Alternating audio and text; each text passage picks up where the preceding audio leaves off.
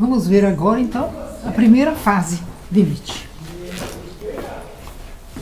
De um ponto de vista genérico, pode-se afirmar que a questão central da filosofia do jovem Nietzsche está ligada ao destino da arte e da cultura no mundo moderno.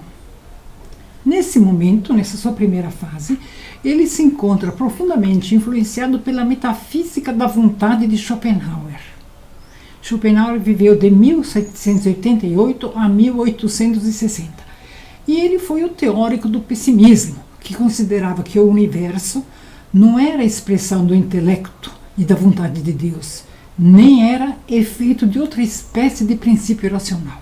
Para ele, a essência do universo é um impulso cego, denominado vontade, ávida e insaciável, eternamente em busca de satisfação. Outra influência decisiva para a primeira fase de Nietzsche foi a teoria da arte de Richard Wagner, conforme nós já dissemos. Wagner viveu de 1813 a 1883. O próprio Wagner se inspirou em Schopenhauer também, acreditando que a música seria a mais adequada forma de manifestação daquela força criadora que é, segundo Schopenhauer, a vontade. Então, tomando Wagner e Schopenhauer como seus aliados, Nietzsche empreende uma crítica radical das tendências culturais dominantes, caracterizadas por uma confiança ingênua nas ideias da evolução e do progresso lógico ou natural. No curso do que a humanidade teria alcançado um estágio de desenvolvimento em que estaria em condições de, humanizando a natureza e racionalizando a sociedade, aproximar-se do ideal da felicidade universal.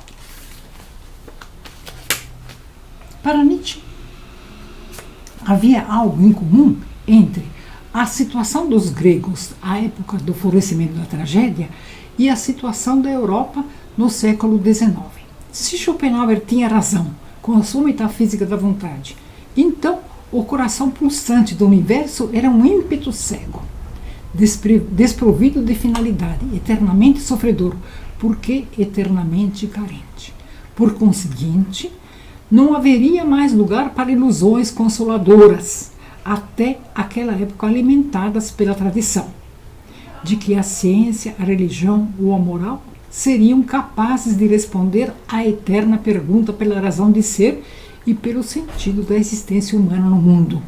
Assim, nem pela razão especulativa, nem pela razão prática, nem pela via da ciência, nem pela via da moralidade se poderiam justificar a existência do universo e a razão de ser da vida humana.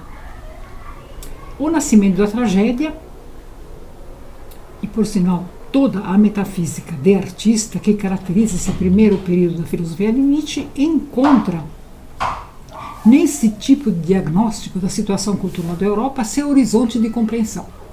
2 pontos. Só como fenômeno estético torna-se justificada a existência do mundo. Bom, agora então, esse apelo à instância estética lembra a frase de Dostoiévski. Eu disse a vocês que haveria mais pontos de semelhança. A frase de Dostoiévski: a beleza salvará o mundo.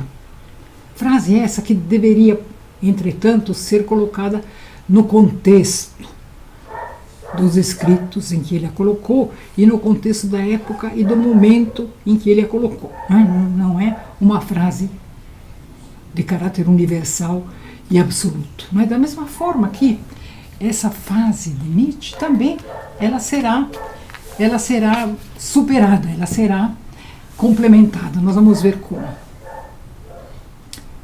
Bom, a lição deixada pela tragédia grega, ou seja, a arte e a cultura têm como finalidade a transformação do horror em beleza, do horror em poesia épica e lírica, do horror em música, em instituições éticas, religiosas e políticas como obra de arte do Estado grego.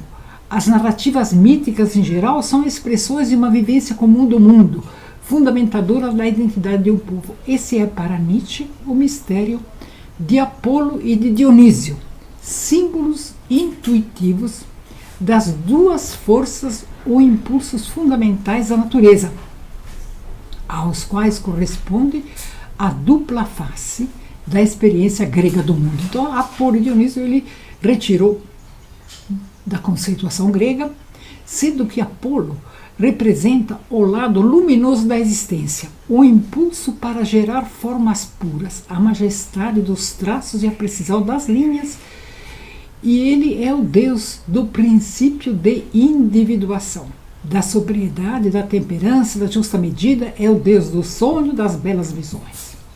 Dionísio, por sua vez, simboliza o fundo tenebroso e informe, a desmedida, a destruição de toda figura determinada, a transgressão de todos os limites e o êxtase da embriaguez.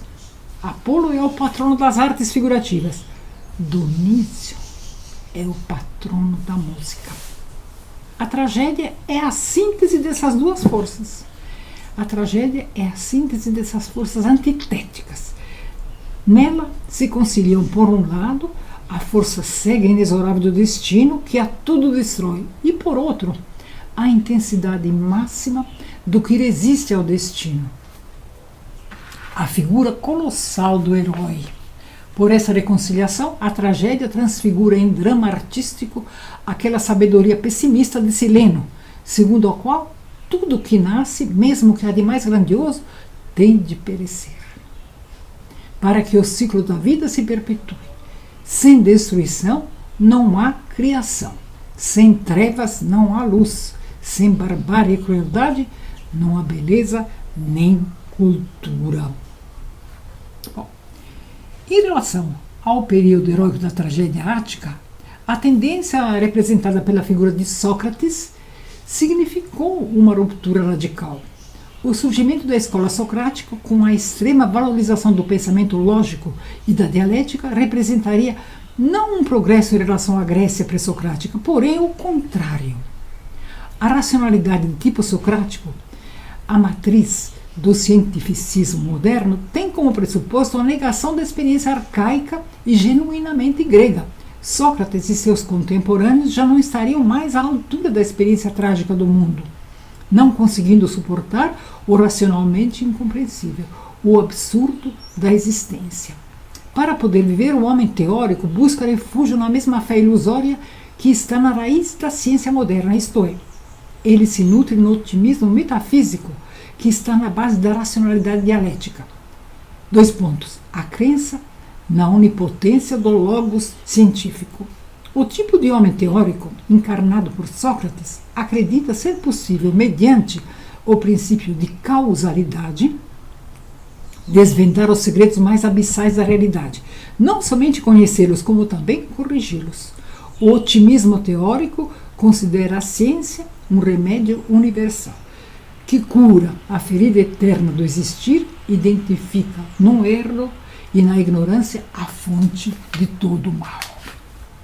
Uma cultura de tipo socrático é necessariamente iluminista e, portanto, hostil à arte e ao mito, considerados como sendo uma forma de ignorância e de ilusão, uma vez que não explicam as verdadeiras causas das coisas. Entretanto, essa mesma cultura se converte em seu contrário, isto é, abre espaço para um renascimento da ilusão artística, quando a consciência do homem teórico admite que nem tudo é acessível à racionalidade lógica. Mais ainda, que o essencial em nossa existência permanece envolto num mistério impenetrável.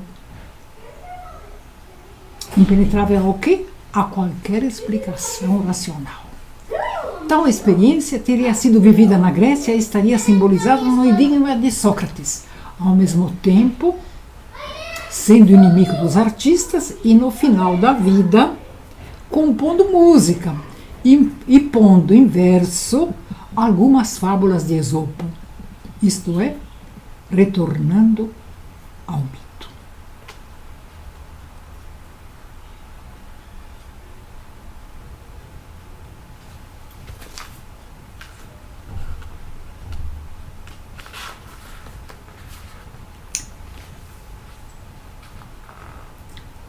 A ruptura com a metafísica de artista é também um distanciamento crítico em relação à filosofia de Schopenhauer e uma desilusão com a esperança de renovação cultural depositadas no projeto de Wagner. Isto origina a nova configuração de temas e problemas característica do segundo período da filosofia de Nietzsche, no qual há uma predominância do estilo aforístico inspirado nos moralistas franceses. No verão de 1876, deu-se a inauguração do Teatro Wagner, na cidade de Bayreuth, na Baviera, epicentro do projeto cultural denominado Obra de Arte Total. O quarto opúsculo da série Considerações Exemplares, tendo por título Richard Wagner em Bayreuth, foi escrito como artigo de apresentação, explicitando o significado cultural do empreendimento wagneriano. Contudo, a despeito dessa origem, o texto não deixa de sugerir avaliações profundamente ambíguas em relação à obra de Wagner. Já quanto a Schopenhauer, seu nome não é sequer mencionado no próximo livro escrito por Nietzsche, a coletânea de aforismos que constitui Humano, Demasiado Humano, publicado em 78. Unanimemente considerado o marco inicial do seu segundo período. No entanto, o livro inteiro é um ajuste de contas definitivo com as ideias fundamentais do sistema filosófico de Schopenhauer, cujo livro principal é, conforme é sabido, O Mundo como Vontade e Representação. Dedicou o livro Humano, Demasiado Humano, Nietzsche, à memória do filósofo francês Voltaire, e escolheu como epígrafe uma citação do Discours de la Méthode, do mesmo Voltaire. Nietzsche já insere simbolicamente na filosofia das luzes o próprio René Descartes. Filosofia essa caracterizada pela confiança no poder emancipatório da ciência, em seu triunfo contra as trevas da ignorância e da superstição. O subtítulo de Humano, Demasiado Humano é um livro para espíritos livres. Se para o jovem Nietzsche era a arte e não a ciência ou a moralidade aquilo que constituía a atividade verdadeiramente metafísica do homem, permitindo aproximar-se da dimensão essencial da existência, em Humano, Demasiado Humano, ela é destituída desse privilégio. A arte passa a não ser mais a aproximação à dimensão essencial da existência. Fazendo uma referência velada a pressupostos fundamentais da filosofia de Schopenhauer, dos quais participaram, né? Nietzsche toma agora o cuidado de se afastar criticamente deles, citando: que lugar ainda resta agora para a arte? Antes de tudo, ela ensinou, através de milênios, a olhar com interesse e prazer a vida em todas as suas formas e alargar tanto o nosso sentimento que, por fim, brademos: como quer que seja a vida, ela sempre é boa. Essa doutrina da arte, sentir prazer na existência e considerar a vida humana como sendo uma parte da natureza, essa doutrina foi implantada em nós. Ela vem à luz novamente agora como sendo uma irresistível necessidade de conhecer. O homem científico é o desenvolvimento do homem artístico. Essa segunda fase na trajetória filosófica de Nietzsche pode ser caracterizada assim por uma valorização do conhecimento científico e um abrandamento da oposição entre arte e ciência, que, com suas diferentes matizes, caracterizava a metafísica de artista do jovem Nietzsche. Agora, o homem teórico, cujos modelos eram Sócrates e Platão, não se opõe mais ao artista. Pelo contrário, o homem teórico é pensado como o desenvolvimento do artista, assim como o próprio artista passa a ser interpretado como o desenvolvimento do homem religioso. O prazer de viver, a satisfação fruída na contemplação das formas da existência cultivados na humanidade sob a influência da arte, desafogam-se na irresistível necessidade de conhecimento. Se, para o jovem Nietzsche, o aprofundamento do conhecimento científico conduzia à proliferação de um saber erudito e estéril que sufocava a vida, para o Nietzsche do segundo período, o conhecimento científico torna livre o espírito e, como herdeiro da riqueza e da elevação de ânimos produzidos pela arte, passa a assumir uma função transfiguradora, embelezadora da existência. Data desse período intelectualista a valorização da disciplina dos métodos científicos. Disciplina essa que marcará daqui para diante toda a obra de Nietzsche. Por essa razão, ele procurará desenvolver até o máximo de refinamento seus dotes de filólogo e de psicólogo, a ponto de considerar a si mesmo, anos mais tarde, o primeiro psicólogo da Europa, de historiador filósofo, de genealogista da moral. Também intensifica seus estudos de ciências naturais e de fisiologia e de biologia, e procura tomar contato com os últimos desenvolvimentos das disciplinas médicas e neurológicas. O amigo dele, já mencionado, o médico Paul Ré, publica no seu livro chamado A Origem dos Sentimentos Morais.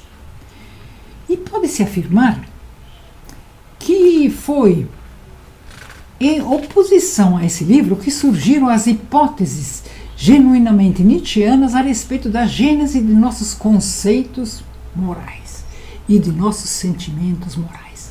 É nessa curiosidade histórico-psicológica, a propósito do surgimento de nossos sentimentos morais, que podemos surpreender em humano demasiado humano um procedimento característico que não abandonará mais a trajetória de seu pensamento. Trata-se de um tipo de explicação que passa a constituir para Nietzsche, desde então, um modelo de conhecimento científico, por ele chamado a genealogia da moral, ou seja, a explicação genealógica da moral. Vamos ver do que se trata.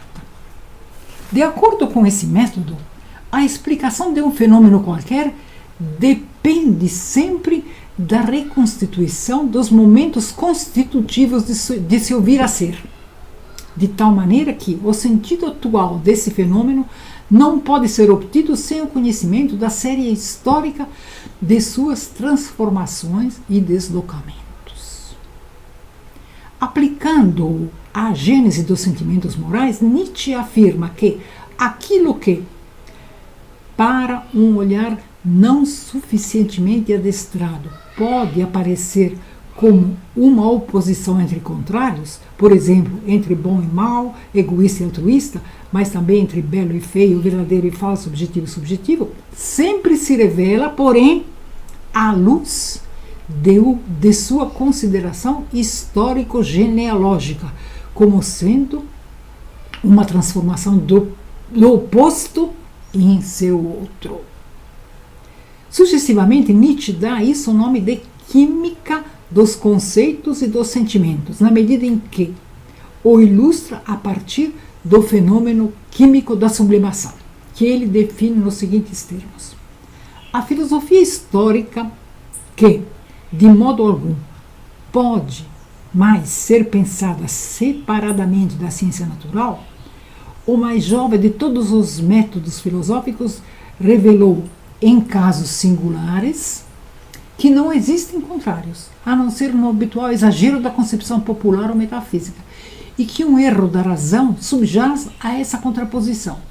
Nos termos de sua explicação, não existe, rigorosamente falando, nem um agir não egoísta, nem uma contemplação desinteressada. Ambos são sublimações nas quais o elemento fundamental, quase volatilizado, demonstra-se como existente apenas para a mais refinada observação.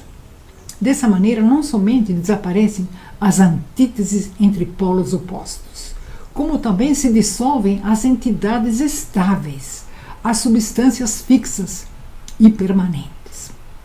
O conjunto inteiro dos fenômenos, seja no domínio da natureza, seja no domínio do espírito, constitui-se como um universo em constante transformação, em vir a ser. O caráter específico da abordagem histórico-genealógica nietzschiana é constituído pela direção de seu olhar investigativo. 2 pontos. A perspectiva se orienta de cima para baixo, das figuras mais solenes e refinadas, onde não se percebe a matéria grosseira, e as suas condições de possibilidade. A partir de humano demasiado humano, Nietzsche passa a proceder metodicamente nesse sentido, sempre escavando os subterrâneos das mais requintadas formações culturais e especialmente da moral. Quem contempla, citando, quem contempla aqueles temíveis despenhadeiros escarpados onde geleiras se acumulam, considera impossível que venha um tempo em que no mesmo sítio se instale um vale de relvado e floresta com regatos. Assim é também na história da humanidade. As forças mais selvagens abrem caminho e, embora destrutivas de início, a atividade delas foi necessária para que mais tarde um modo de vida mais suave aí erguesse a sua morada. As energias terríveis, aquilo que se chama de mal, são os ciclópicos, arquitetos e construtores do caminho da humanidade. Percebe-se aí, atuando, um ideal de filosofia histórica que não pode prescindir da colaboração das demais ciências, na medida em que, para estar à altura do seu tempo, o filósofo deve ser capaz de fazer uso das mais avançados resultados das disciplinas científicas, com o propósito de se elevar a uma concepção de mundo liberada das fantasias e das suposições engendradas pela religião, pela moral e pela metafísica. Nesse sentido, o homem teórico não representa apenas o desenvolvimento do artista, mas, sobretudo, a passagem da infância religioso-metafísica, através do período da adolescência representado pela arte, para a plena maturidade conferida pelo espírito científico. Retomando uma metáfora comum ao pensamento clássico, que põe em correspondência as fases de desenvolvimento da cultura de cada indivíduo com as etapas da evolução histórico-cultural da humanidade, Nietzsche dá a seguinte expressão à sua própria ideia do desenvolvimento humano, citando: os homens retomam cada vez mais rápido as fases costumeiras da cultura espiritual que foram alcançadas ao longo da história. Eles atualmente começam por fazer seu ingresso na cultura como crianças, religiosamente motivadas, e desenvolvem essa sensibilidade em sua suprema vivacidade até o 10º ano de vida.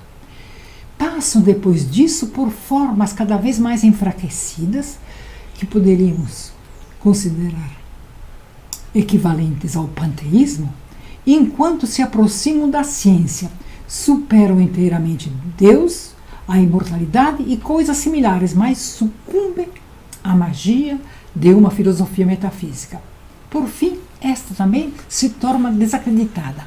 A arte parece, ao contrário, cada vez mais confiável, de modo que, durante algum tempo, a metafísica apenas pode permanecer e seguir vivendo numa espécie de transmutação em arte, ou numa disposição artístico-transfiguradora. Todavia, o senso científico torna-se cada vez mais imperioso e conduz o homem para a ciência natural, para a história e, nomeadamente, para os mais severos modos de conhecimento, ao passo que à arte é atribuída uma significação mais leve e despretensiosa. Isso tudo costuma ocorrer nos primeiros 30 anos da vida de um homem. É a recapitulação de uma tarefa para a qual a humanidade trabalhou sobre si durante talvez 30.000 anos. Pode-se afirmar, considerando o nível de generalidade exigido por esta apresentação, que os dois livros seguintes de Nietzsche, Aurora, Pensamentos sobre os Preconceitos Morais, de 81, e Gaia, a Ciência, de 82, permanecem sob a influência do mesmo espírito intelectualista que descrevemos como característico do segundo período da filosofia nietzschiana. Veremos com maior cuidado e com maiores detalhes, então, do que tratam a Aurora e a Gaia, a Ciência, no nosso próximo encontro.